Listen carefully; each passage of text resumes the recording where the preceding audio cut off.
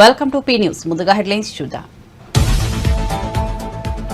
అన్నమయ్య జిల్లా రాయచోటిలో ప్రజాగరం సభ. వైసీపీ అభ్యర్థులు చిత్తుగా ఓడిపోవడం ఖాయమన్న చంద్రబాబు. ఈ నెల 13వ తేదీ మార్పునకు నాంది, గెలుపునకు పునాది అంటూ వ్యాఖ్యలు.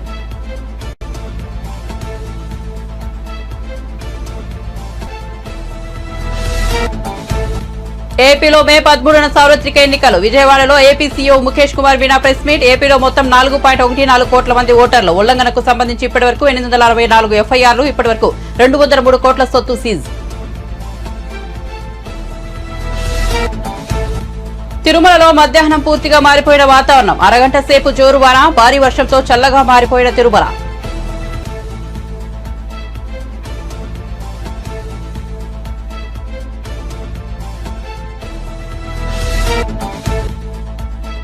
సామాన్య మహిళా ప్రభుత్వ ఉద్యోగి సుగుణకు టికెట్ ఇచ్చామన్న రేవంత్ రెడ్డి. పోడు భూముల సమస్యపై కేసీఆర్ దృష్టి పెట్టలేదనే ఆరోపణ. బీజేపీ బీఆర్ఎస్ లంబాడ గోండూల హక్కులను కాలరాస్తున్నాయని విమర్శ.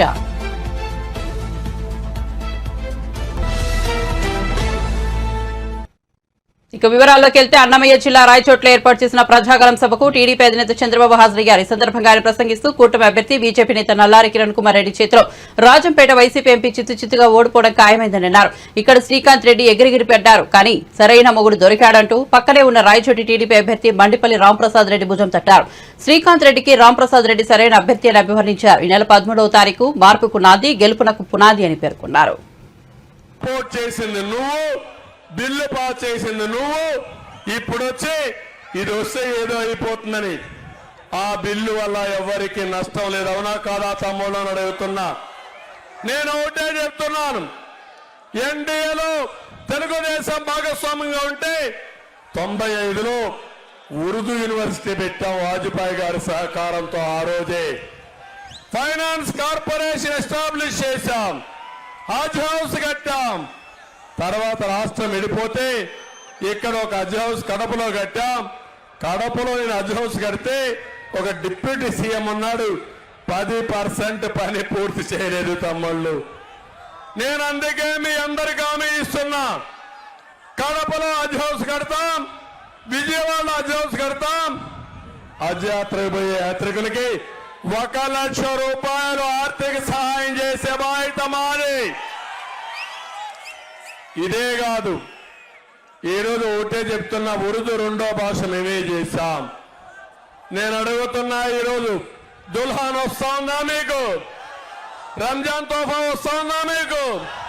విదేశీ విద్య వస్తుందా మీకు? ఎందుకు చేశారు? తెలుగుదేశం ఉన్నప్పుడు ఇచ్చామా లేదా అని మిమ్మల్ని అడుగుతున్నా.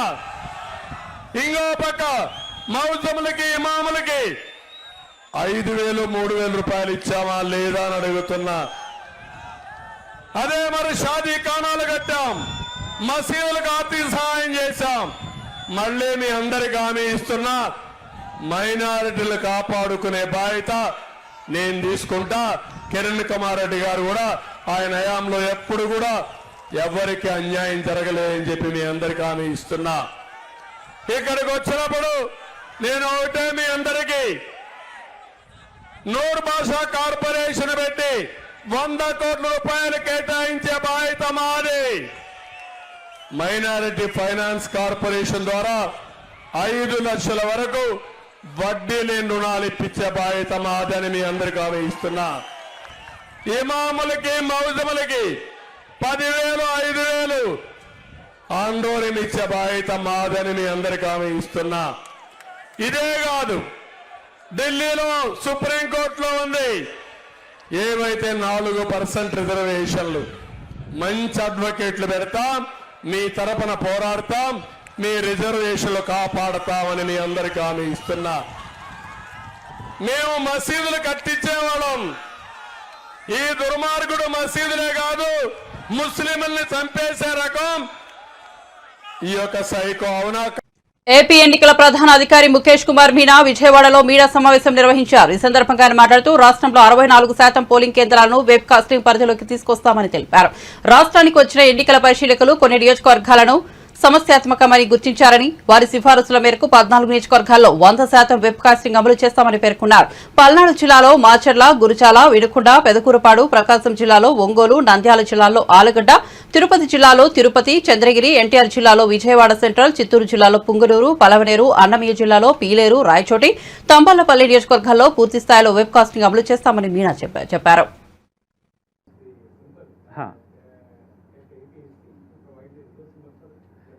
Anyway, because it is in the court, so I cannot give any comment.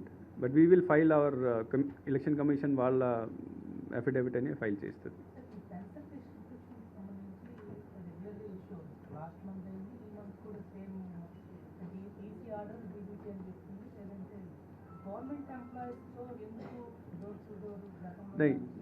The point here is that now let us not repeat the same issue again and again. Election Commission had already taken a decision on 30th of April saying that preferably DBT or through other mode. So last time DBT was not done. There were complaints that a lot of people suffered. I think complaints commission ki velnayi. So commission ఈసారి మళ్ళీ రీఅటరేట్ చేసింది. మళ్ళీ చెప్పింది మేము last time ఇలా చెప్పాము, మీరు అదే ఫాలో అవ్వండి.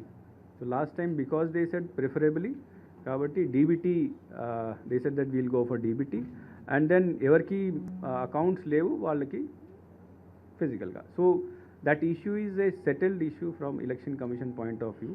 Politically, I cannot make any statement on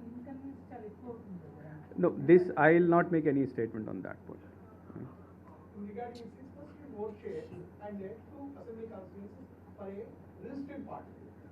What are the guidelines? Malli, you repeat it. 6% vote share and 2 assembly constituencies has to be won earlier elections. What is the guidelines given by the? No, you what type of question you are asking? Please do it very clearly. Janasena is not a resistant party. Ha. They cannot demand for the reserve symbol.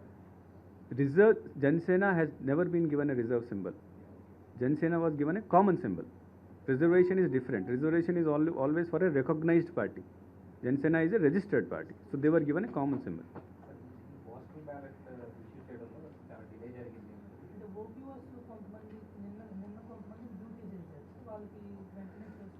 No, what happened is that ఇనీషియల్గా మేము PO APO Oppo appoint చేసినప్పుడు there was some gap. అంటే మనకు 120% కావాలి. 120% అంటే almost 3,30,000 మనుషులు కావాలి మనం. We had only 104% only. So there was a gap of 16%. ఆ గ్యాప్ రావడం వలన మేము ఎలక్షన్ కమిషన్తో స్పెషల్ రిక్వెస్ట్ చేసాము. అంటే మీరు అంగన్వాడీ వర్కర్స్ని అలౌ చేయండి, కాంట్రాక్ట్ వర్కర్స్ని అలౌ చేయండి. అక్కడి నుంచి క్లారిఫికేషన్ వచ్చేసరికి 25th, 26th అయిపోయింది. So initially our thing was that we will close it by 26th. కానీ ఇది కొద్దిగా లేట్ వచ్చింది కాబట్టి లేట్ వచ్చిన తర్వాత మళ్ళీ ఇవన్నీ స్లైడ్ అవుతాయి. సో లేట్ వచ్చింది, వాళ్ళకి అపాయింట్మెంట్ లెటర్ ఇచ్చారు, మళ్ళీ ఫామ్ 12 ఇచ్చారు, ఫామ్ 12 మళ్ళీ బ్యాక్ తీసుకున్నారు. So it took some time, but I think in most of places except some few complaints it is rectified. అది మా దృష్టికి వచ్చింది. I can assure you on behalf of election commission, even if it is delayed and if we have sufficient time. For example ఒకసారి postal ballot period అయిపోతే మనం ఏం చేయలేము.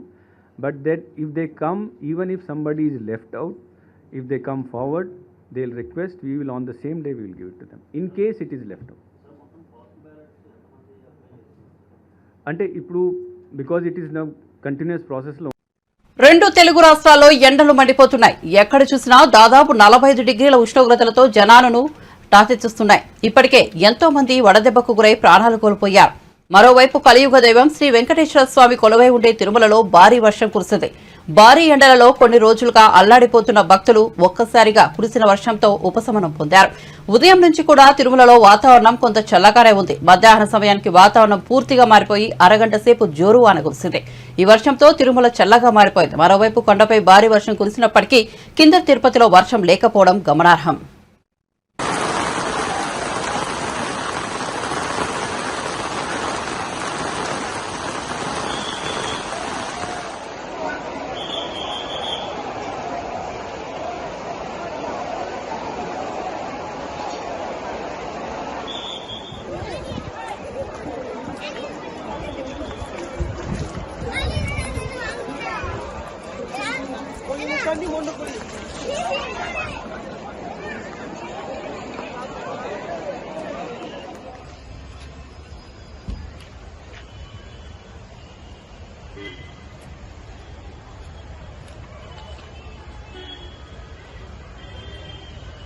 ఆదిలాబాద్ నుంచి తాము మహిళకు సామాన్య ప్రభుత్వ ఉద్యోగికి ఎంపీ టికెట్ ఇచ్చామని తెలంగాణ ముఖ్యమంత్రి రేవంత్ రెడ్డి అన్నారు.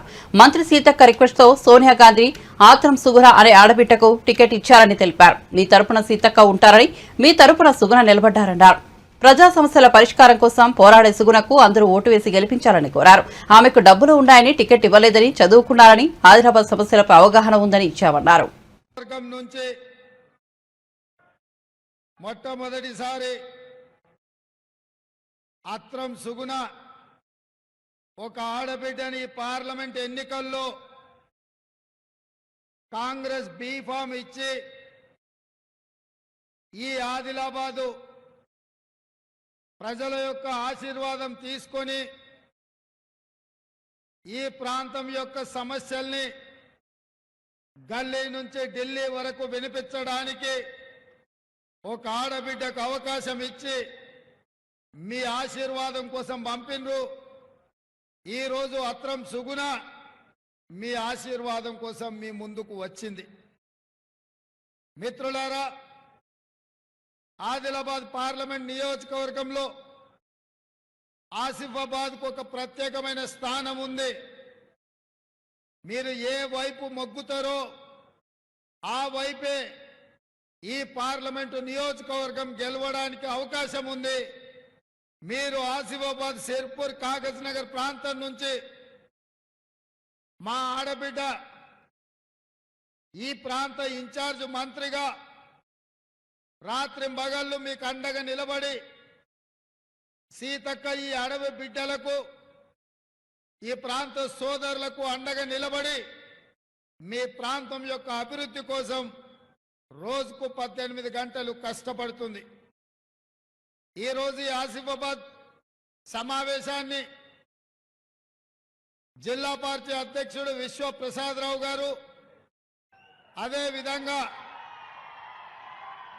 శాసన సభ్యులు వెడ్మ బొజ్జు గారు, వేదిక మీద మాజీ మంత్రివర్యులు వేణుగోపాలాచారి గారు, పెద్దలు కోనేరు కోనప్ప గారు, అదేవిధంగా వేదిక మీద చాలా మంది పెద్దలు, రాష్ట్ర స్థాయి నాయకులు, జిల్లా స్థాయి నాయకులు, మండల స్థాయి నాయకులు, గ్రామ శాఖ అధ్యక్షులు, ప్రాణ సమానులైన కాంగ్రెస్ పార్టీ కుటుంబ సభ్యులందరూ కూడా ఈరోజు ఈ ఆసిఫాబాద్ సభకు వచ్చి ఈ కార్యక్రమాన్ని విజయవంతం చేసినందుకు మీకందరికీ మనస్ఫూర్తిగా ధన్యవాదాలు. మొన్నటి ఎన్నికల్లో కాంగ్రెస్ పార్టీ శ్యామ్ నాయక్ని ప్రాంతం నుంచి నిలబెడితే తక్కువ మెజారిటీతో శ్యామ్ నాయక్ ఓడిపోవడం జరిగింది. ఒకవేళ ఈ ప్రాంతం నుంచి కాంగ్రెస్ పార్టీ గెలిచి ఉంటే ఈనాడు మీ ప్రాంతానికి సంబంధించిన అభివృద్ధి కార్యక్రమాలు ఇంతకుముందు వేణుగోపాలాచారి గారు, కోనేరు కోనప్ప గారు చెప్తా ఉన్నారు. ల్యాండ్ టైటిల్ యాక్టును విమర్శిస్తున్న వారిపై వైసీపీ నేతలు ఆగ్రహం వ్యక్తం చేస్తున్నారు. ఈ యాక్టును తాము తీసుకురాలేదని, కేంద్రంలోని బీజేపీ ప్రభుత్వం తీసుకొచ్చిందని ప్రభుత్వ సలహాదారు సజ్జల రామకృష్ణారెడ్డి అన్నారు. చంద్రబాబు ఏదైనా అడగాలనుకుంటే తమను కాకుండా బీజేపీని అడగాలని సూచించారు. మరోవైపు తాజాగా మంత్రి బొత్స సత్యనారాయణ మాట్లాడుతూ భూ హక్కుదారులకు ప్రయోజనం కలిగేలా ఈ చట్టాన్ని తీసుకొస్తున్నామని చెప్పారు. దళారీ వ్యవస్థ ఉండకూడదని ఈ యాక్ట్ తెస్తున్నామని అన్నారు. ఈ చట్టంపై ఎవరికి అనుమానాలు వద్దని, జిరాక్స్ పేపర్లు ఇస్తారని తప్పుడు ప్రచారం చేస్తున్నారని మండిపడ్డారు. ఎన్నికల కోడ్ లేకపోతే ఈ తప్పుడు ప్రచారం చేస్తున్న వారిపై కేసులు పెట్టేవారమని చెప్పారు. ల్యాండ్ టైటిల్ యాక్ట్ ను చట్టం చేయాలని రాష్ట్రాలకు, కేంద్రపాలిత ప్రాంతాలకు కేంద్రం సలహాలు, సూచనలు చేసిందని తెలిపారు. పాస్పోర్ట్ ఆఫీస్ ఉంది, పాస్పోర్ట్ ఇస్తారు. పాస్పోర్ట్ ఎవరు స్క్రూటినీ చేస్తారు చెప్పండి? ఒక సంస్థ, టీచర్ సంస్థకి ఇచ్చి వాళ్ళు స్క్రూటినీ చేసి ఆ తర్వాత పాస్పోర్ట్ అథారిటీ ఆఫీసర్కి వెళ్ళి ఆయన వచ్చి వెట్టింగ్ చేసిన తర్వాత అప్పుడు పాస్పోర్ట్ ఇష్యూ చేస్తాడు. పోలీస్ వెరిఫికేషన్ ఇవన్నీ వచ్చింది కదా, ఇవన్నీ ప్రాసెస్ ఎవరు చేస్తారు? ఒక ఏజెన్సీ చేస్తుంది కదా. అలాంటి ఏజెన్సీల్ని ఆ ప్రక్రియ ఉండాలి. ఎవరు పడతారు ఉండకూడదు, ఒక అకౌంటబిలిటీ ఉండాలి. తద్వారా న్యాయం జరుగుతుంది. కరప్షన్ మినిమైజ్ అవుతుంది, కరప్షన్ పోద్ది, కరప్షన్ ఫ్రీగా ఉంటుంది అనేది ఎవరెక్కడి నుంచి అయినా సరే కొనుక్కోవచ్చు, అథారిటీ ఉండడానికి రిజిస్ట్రేషన్ చేసుకోవచ్చని ఈ కార్యక్రమం పెట్టారు. పెడితే పొద్దున్న నేను పేపర్ చూస్తే ఒక్కసారి సర్ప్రైజ్ అయ్యాను. డాక్యుమెంట్ ఎవరంట, ఇదిగో మెమో ఇచ్చారంట, ఆ మెమోలో ఉన్నది ఏంటి, ఇది చెప్తుంది ఏంటి, మెమో పూర్తి చేస్తే పర్వాలే, సాఫ్ట్వేర్ని అప్ టు డేట్ చేస్తున్నారు ఈ కార్యక్రమాన్ని. చట్టం వచ్చి దేశమంతా కూడా ఇది చేయాలని కేంద్రం నుంచి సలహా సూచనలు వచ్చాయి. ఈ టైటిలింగ్ యాక్షన్ ఇవాళ పేపర్లో చూస్తే ఆలు లేదు చూడు లేదు ఈయనంట దాన్ని రాగానే దాన్ని రద్దు చేస్తాడంట. ఇగో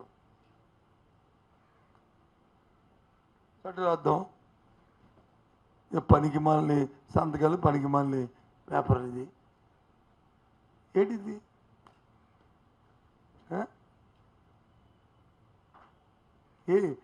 ఏం చేద్దాం అనుకుంటున్నారు అసలు మీ ఉద్దేశంలో? ఈ వ్యవస్థని దీన్ని ఈనాడు పత్రికన రామోజీరావుని చంద్రబాబుని కలిసి ముందు సలహా ఇయ్యు, ముందు ఇవన్నీ ఎందుకు, ఆయనకు సలహా ఇయ్యు. ఇంకో విషయం చెప్తాను, ఈ దేశ రాజకీయాల్లో జగన్మోహన్ రెడ్డి అనే వ్యక్తి ఒక యూనిక్గా ఒక ట్రెండ్ సెట్ చేస్తున్నాడు. ఆయన 5 సంవత్సరాలు చేసిన పరిపాలన, ఈ 5 సంవత్సరాల్లో 2019లో ఆయన ఇచ్చిన మేనిఫెస్టో, మళ్ళీ 24లో మళ్ళీ ఇచ్చిన మేనిఫెస్టో దేశ రాజకీయాలకు కొత్త రైట్ని తీసుకొచ్చింది. ఏదైతే అధికారంలో ఉన్న వాళ్ళు 100 పేజీలు, ఇది ఎవరిది? చంద్రబాబు నాయుడుది మేనిఫెస్టో 2014. ఎన్ని పేజీలు ఉన్నాయి చూడండి, ఎన్ని పేజీలు ఉన్నాయి. ఫోన్ ట్యాపింగ్ కేసులో తాను, హరీష్ రావు, రేవంత్ బాధితులని కరీంనగర్ ఎంపీ బండి సంజయ్ ఆరోపించారు.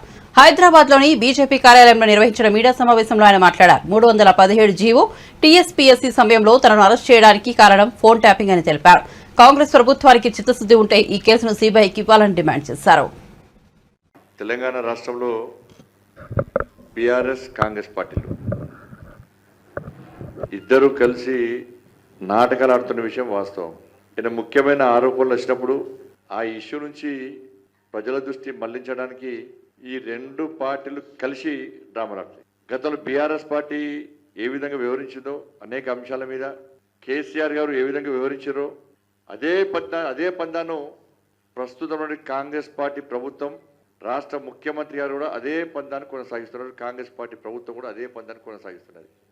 తెలంగాణ రాష్ట్రంలో పూర్తి వ్యవస్థలను నాశనం చేసినటువంటి, ప్రజాస్వామ్యాన్ని కూని చేసినటువంటి, వ్యక్తిగత స్వేచ్ఛకు భంగం కలిగేలా తయారైనటువంటి ఫోన్ ట్యాపింగ్ కేసు. ఈ ఫోన్ ట్యాపింగ్ కేసు సంబంధించి గతంలో ఏ స్థాయిలో ఈ ఫోన్ ట్యాపింగ్ కేసు సంబంధించి ఆరోపణలు, అరెస్టులు, విచారణలు, రిమాండ్లు ఇవన్నీ జరిగినాయి. అంత తీవ్రమైనటువంటి కేసు కనీసం ఇప్పుడు చర్చలో లేదు. ఎందుకంటే డైవర్ట్ చేసి 2 పార్టీలు కలిసి కుమ్మక్కై ఇష్యూ డైవర్ట్ చేసి పడేసింది. ఈ కేసును నీరుగార్చే ప్రయత్నం చేసినాయి కూడా. ఈ ఫోన్ టాపిక్ కేసు సంబంధించి ఇది కరీంనగర్ జిల్లా రాజన్న సిరిసిల్ల జిల్లా సిరిసిల్ల కేంద్రంగా జరిగింది. దీనిలో వాస్తవానికి బీఆర్ఎస్ పార్టీ నాయకులతో పాటు ఆ కేసును నీరుగార్చడానికి, కేసీఆర్ కుటుంబాన్ని కాపాడడం కోసం కాంగ్రెస్ పార్టీకి సంబంధించినటువంటి కరీంనగర్ సంబంధించినటువంటి ఒక మంత్రి హస్తం ఉంది. ఈ మంత్రి కేసీఆర్ కొడుకుతోని లాలుచిపడి చీకటి ఒప్పందాలు కుదుర్చుకొని ఈ కేసును నీరుగార్చడానికి తీవ్ర ప్రయత్నాలు చేస్తూ, వాళ్లకు సలహాలు సూచనలు ఇస్తూ, వాళ్ళు ఇచ్చే సూచనలు సలహాలు పాటిస్తూ దాని ప్రధాన నిందితులకు వత్తాసు పలికే ప్రయత్నం కరీంనగర్ సంబంధించిన మంత్రి చేస్తున్న విషయం వాస్తవం. కాబట్టి దీనిలో ప్రధాన నిందితుడిగా ఆరోపణలు ఎదుర్కొన్నటువంటి రాధాకిషోర్ వారి స్టేట్మెంట్, మేము కేసీఆర్ యొక్క ఆదేశాల మేరకు ఈ ఫోన్ ట్యాపింగ్ చేసినాం, వాళ్ళు ఏ వ్యక్తుల పేరు చెప్తే ఆ వ్యక్తులు ఏ లీడర్ల పేరు చెప్తే ఆ లీడర్లను మేము ఆ ఫోన్ నెంబర్ ఫోన్ ట్యాపింగ్ చేస్తామని చెప్పి పోలీస్ స్టేట్మెంట్లో పోలీస్ విచారణలో రాధా కిషన్ రావు గారు ఒప్పుకున్నటువంటి స్టేట్మెంట్ ఇది. ఇది సర్టిఫికేట్ కాపీ మేమే తీసుకున్నాం. ఇది ఏ ఒక్క నేను కూడా బాధ్యత ఉన్నది అలా. ఫోన్ ట్యాపింగ్లో నేను బాధితనే, ప్రస్తుతం రాష్ట్ర ముఖ్యమంత్రి రేవంత్ రెడ్డి గారు కూడా బాధితులే. అందుకే 317 జీవో అప్పుడు కానీ టీఎస్పీఎస్ఐ అప్పుడు కానీ మిమ్మల్ని అరెస్ట్ చేయడం ఇవన్నీ కూడా దానిలో భాగమేది. మేమిద్దరం కాదు, హరీష్ రావు ఏపీలో గత కొన్ని రోజులుగా ల్యాండ్ టైటిలింగ్ యాక్ట్ పై అధికార విపక్షాల మాటల యుద్ధం జరుగుతోంది. టీడీపీ అధినేత చంద్రబాబు, జనసేనాని పవన్ కళ్యాణ్ తమ సభల్లో ల్యాండ్ టైటిలింగ్ యాక్ట్ పై విమర్శలు గుప్పిస్తున్నారు. ఈ చట్టంతో ప్రజలు భూములపై హక్కులు కోల్పోతారని వారు ప్రచారం చేస్తుండగా సీఎం జగన్ సహా ఇతర వైసీపీ నేతలందరూ సదరు చట్టంపై వివరణలు ఇవ్వాల్సి వస్తోంది. తాజాగా ల్యాండ్ టైటిలింగ్ యాక్ట్ పై ఏపీ ప్రభుత్వ సలహాదారు సజ్జల రామకృష్ణారెడ్డి తాడేపల్లిలో మీడియా సమావేశం నిర్వహించారు. ఏళ్ల తరబడిగా రైతులు, భూమి సొంతదారులు ఎదుర్కొంటున్న సమస్యలను శాశ్వత పరిష్కారంగా ల్యాండ్ టైటిలింగ్ యాక్ట్ అమలు చేస్తున్నామని స్పష్టం చేశారు. ఈ చట్టాన్ని తీసుకొచ్చింది కేంద్రమని చంద్రబాబు ప్రశ్నించాలనుకుంటే బీజేపీని ప్రశ్నించాలని సజ్జల పేర్కొన్నారు. పాజిబుల్ ఏమేమి ఉన్నాయో అవన్నీ పెట్టాం. వాటిని అమలు చేయడం అనేది ఒక గ్యారంటీ కూడా అసలు అవసరం లేదు. ఆయన గ్యారంటీ అనేది అది చెప్పనవసరం లేకుండానే అమలు చేయగలిగినవి చెప్పడంలోనే. ఎందుకంటే అప్పటికే తెలుగుదేశం పార్టీ వాళ్ళ మినీ మహానాడు అంటే ఒక 6 నెలల క్రితమో 7 నెలల క్రితమో మొదలు పెట్టింది. ఒక 6 పాయింట్స్ కింద పెట్టేసి, ప్యాకేజ్ 6 కిందనో ఏదో పెట్టేసి సూపర్ 6 అనే పేరుతో అనౌన్స్ చేసేసింది. సహజంగానే అబద్ధం ఎప్పుడూ అందంగా ఉంటుంది. దానికి మరింత అందమైన ఇవి క్రియేట్ చేసి ఇవన్నీ మేము గ్యారంటీగా ఇస్తామని చెప్తున్నప్పుడు అధికారంలో ఉన్న పార్టీగా ఏ పార్టీ అయినా అయితే దాంతో పోటీకి పడకపోతే ఏమవుతుందో ప్రజలు అటు మొగ్గు చూపుతారనే ఉద్దేశంతో దాన్ని దాటడానికి ప్రయత్నం చేస్తారు. కానీ జగన్మోహన్ రెడ్డి గారు ఆ పని చేయలే. ఎందుకంటే తెలుసు, ఉన్న పరిస్థితి తెలుసు. ఆర్థిక సంక్షోభం, కోవిడ్ తర్వాత ప్రపంచం మొత్తం కూడా కోలుకుంటోంది. మన రాష్ట్రం మినహాయింపు కాదు. అందులోనూ కోవిడ్ ఉన్నప్పుడు కూడా సంక్షేమ పథకాలు వదలకుండా కొనసాగించాం. అలాగే అభివృద్ధి ఎక్కడా ఆగలేదు. అసెట్స్ క్రియేషన్ జరిగింది. మొత్తం రాష్ట్రంలో అన్ని పరిపాలనా సంస్కరణల దగ్గర నుంచి, అభివృద్ధి పథకాల దగ్గర నుంచి, ప్రాజెక్టుల దగ్గర నుంచి, కొత్త ప్రాజెక్టుల వరకు అన్నీ కూడా ఏది ఆగకుండా శరవేగంగా కొన్ని ముగిసే దశలో అవి ఫైనల్ స్టేజ్లోకి వచ్చాయి. అది కంటిన్యూ చేస్తూనే వస్తున్నాం. బహుశా ఇది ఇలాంటి అరుదైన దృశ్యం ఇక్కడ ఆంధ్రప్రదేశ్లో మాత్రమే కనిపిస్తుంది. ఇంకా చంద్రబాబుకు సంబంధించి ఆయన అబద్ధాలు కానీ ఆయన తప్పుడు భాష్యాలు కానీ చెప్పుకుంటూ పోతే చాలా ఉంటాయి. జగన్మోహన్ రెడ్డి గారు అమలు చేస్తున్న దాన్ని చూసే ఇట్లయితే ఈ రాష్ట్రం, ఆయన కానీ ఆయన్ని సపోర్ట్ చేస్తున్న ఆ ఎల్లో మీడియా కానీ రాష్ట్రం శ్రీలంక అయిపోయిందని గగ్గోలు పెట్టిన వాళ్ళు ఈరోజు దానికి రెండింతలు ఇంకా దానికి మించి కూడా మీరు జగన్మోహన్ రెడ్డి గారు మన ఎక్స్ప్లెయిన్ చేశారు. తర్వాత కూడా చెప్తున్నాం, మేము చేస్తున్న ప్రధానమైన అభివృద్ధి పథకాలు, సంక్షేమ పథకాలన్నీ కలిపితే 70,000 కోట్లు అయితే దానికి ఇంకొక 80,000 కోట్లు అప్పటికే చంద్రబాబు నాయుడు గారు అనౌన్స్ చేసిన వాటిని అమలు చేస్తే స్పెండ్ చేయాల్సి వస్తుంది. దాని మీద ఇప్పుడు మేనిఫెస్టోలో పెంచినట్టున్నారు. ఇంకా కొన్ని ఎడాపెడా ఎలాగో ఇవ్వనివి కదా, ఏమున్నాయి అమలు చేయం కదా అనే ఉద్దేశంతో చంద్రబాబు నాయుడు పెంచుతూ పోయినట్టుంది. అవి కలిపితే ఇంకో 20,000 కోట్లు పెరగొచ్చాము. అంటే 80,000 కోట్లు కాస్త అది 1,00,000 కోట్లు కావచ్చాము. సో ఆ లెక్కన ఆ రోజు మేము అనుకున్న 1,50,000 కోట్లు లేదా ఒక 20,000 కలిపితే 1,70,000 కోట్లు ఎక్కడి నుంచి తెస్తాడు? నీ బడ్జెటే లేనప్పుడు నువ్వు ఎక్కడి నుంచి తెస్తావు అని అంటే దానికి ఆదాయం లేదు. ఇంకో క్వశ్చన్ కూడా వచ్చింది. 14 లక్షల కోట్లు అప్పు చేశారు జగన్మోహన్ రెడ్డి గారని రోజు కొడుతున్నారు. నిజంగా 14 లక్షల కోట్ల అప్పు పోయింటే అది కరెక్ట్ కాదని ఆయనకు తెలుసు, కాదని మేము చెప్తూనే ఉన్నాం.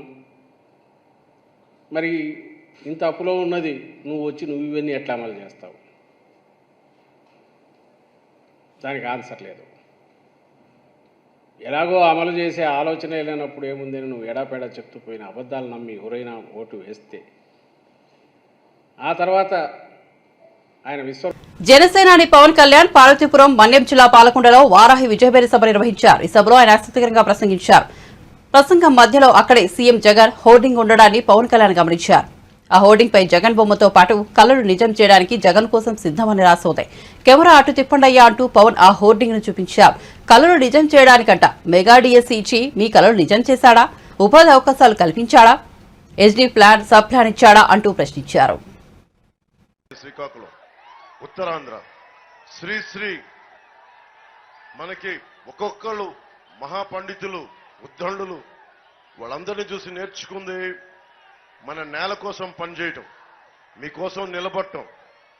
అక్కడ చూస్తా ఉన్నా ఎలక్షన్ కమిషన్ ఇంకా ఎందుకు ఉంచిందో అది కలలు నిజం చేయడానికి. కెమెరా అటు చెప్ప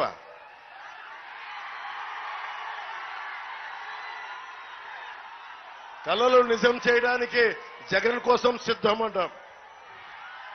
కళలు నిజం చేయడానికి మీకు మెగా డిఎస్సీ ఇచ్చి మీ కళలు సిద్ధం చేశాడా, నిజం చేశాడా, ఉపాధి అవకాశాలు కల్పించాడా,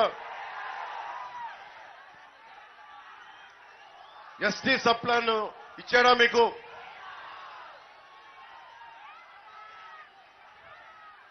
ఎప్పుడన్నా సరే కోడి రామ్మూర్తి గారు మనం విన్నాం వీరఘట్టం మండలం నుంచి మల్లు యోధుడు ఒంటి చేత్తోటి గొలుసులను తెంపేవాడు. అలాంటి వీరఘట్టం మండలం ఉన్న పాలకొండ నియోజకవర్గం, అలాంటి యువత ఉన్నారు ఇక్కడ. కోడి రామ్మూర్తి స్ఫూర్తి ఉన్న యువత ఉన్నారు. మీకోసం ఎప్పుడన్నా జగన్ గాని ఇక్కడున్న ఎంపీ మనకి ఎమ్మెల్యే మన వైసీపీ నాయకులు కానీ ఏ రోజున్నా వచ్చి యువతకి ఏం కావాలి, మీకు ఎలాంటి ఉపాధి అవకాశాలు కావాలి అని ఎవరన్నా అడిగారా మీకు? ఆ పోస్టర్ దేనికి? మరి ఆయన జగన్ సిద్ధం ఏం కళలు నిజం చేస్తాడు? ఏం కళలు నిజం చేస్తాడు? మద్యపానాన్ని నిషేధిస్తానని చెప్పాడు. 60 రూపాయల మద్యాన్ని 200కు అమ్ముతున్నాడు. ఆ కళలు నిజం చేయడానికి సిద్ధం చేశావు, వచ్చాడా? 30,000 మంది ఆడపిల్లలు మాయమైపోతే వాళ్ళ ఇంట్లో ఏడుపులు నిజం చేయడానికి వచ్చాడా? జగన్ కోసం సిద్ధం అని. సిపిఎస్ రద్దు చేస్తానని చెప్పాడు, సిపిఎస్ రద్దు చేయలేదు. ఇంకేం కళలు నిజం చేస్తావు? ఇతనికి ఇంకొకసారి మీరు అవకాశం ఇచ్చే హక్కు, అతను అడిగి ఓట్లు అడిగే హక్కు మీకు అతనికి ఉందా? మీరు ఆలోచించండి ఒకసారి.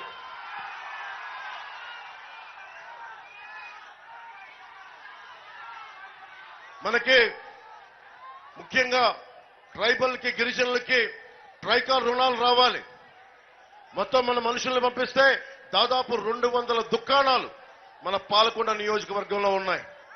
ట్రైబల్స్కి ఇవ్వాల్సిన ట్రైకార్ రుణాలు, మనకి చిన్నపాటి వ్యాపారం చేసుకున్నా, ఆటో నడుపుకోవాలనుకున్నా, చిన్నపాటి వ్యాపారం చేసుకోవాలనుకున్నా మనకి ఐటీడీఏ ఆధ్వర్యం నడిచే ట్రైకార్ రుణాలు రావాలి. ఆ రుణాలు ఎక్కడికి వెళ్ళిపోయినాయి? 13 పథకాల పైన తీసేశారు. మనకి ఎక్కడికి వెళ్ళినాయి ఆ రుణాలు? ఎవరు అడుగుతారు వీటిని? మళ్ళీ ఇంకొకసారి వైసీపీని గెలిపిస్తే మీకు ఇస్తారా రుణాలు? ఇంకొకసారి మర్చిపోతారు మళ్ళీ ఇంకొక 5 సంవత్సరాలు. ట్రైకార్ రుణం ఇప్పుడు కొత్తపల్లి గీత గారు ఉన్నారు.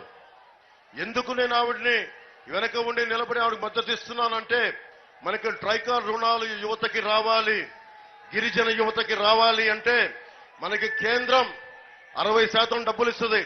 1 లక్ష రూపాయలు యువతకి ఇవ్వాలి అంటే 60% మనకి కేంద్రం ఇస్తుంది. దాంట్లో 35% ప్రభుత్వం ఇవ్వాలి. 5% ఎవరైతే వ్యక్తులు పెట్టుబడి పెట్టుకుంటున్నారో వాళ్ళు పెట్టుకోవాలి. ఈ రోజున ఏం చేస్తుంది? కళలు నిజం చేయడానికి వచ్చాను సిద్ధం అని జగన్ అక్కడ పాపం పోస్టులు పెట్టి ఇలా అంటా ఉన్నాడు. వాళ్ళకి ఇదివరకు మీకు 1 లక్ష రూపాయలు రుణం కావాలి గిరిజనులకు. ముగించే ముందు హెడ్లైన్స్ మరోసారి చూద్దాం. అన్నమయ్య జిల్లా రాయచోటిలో ప్రజాగరం సభ. వైసీపీ అభ్యర్థులు చిత్తుగా ఓడిపోవడం ఖాయమన్న చంద్రబాబు. ఈ నెల 13వ తేదీ మార్పునకు నాంది, గెలుపునకు పునాది అంటూ వ్యాఖ్యలు.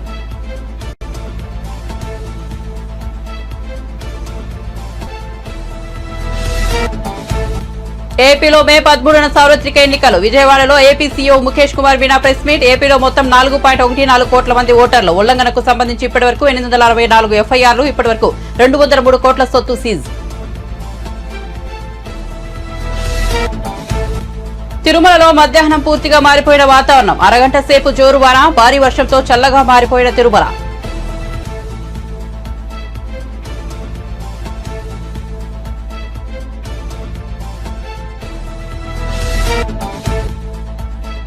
సామాన్య మహిళా ప్రభుత్వ ఉద్యోగి సుగుణకు టికెట్ ఇచ్చామన్న రేవంత్ రెడ్డి. పోడు భూముల సమస్యపై కేసీఆర్ దృష్టి పెట్టలేదనే ఆరోపణ. బీజేపీ బీఆర్ఎస్ లంబాడ గోండూల హక్కులను కాలరాస్తున్నాయని విమర్శ.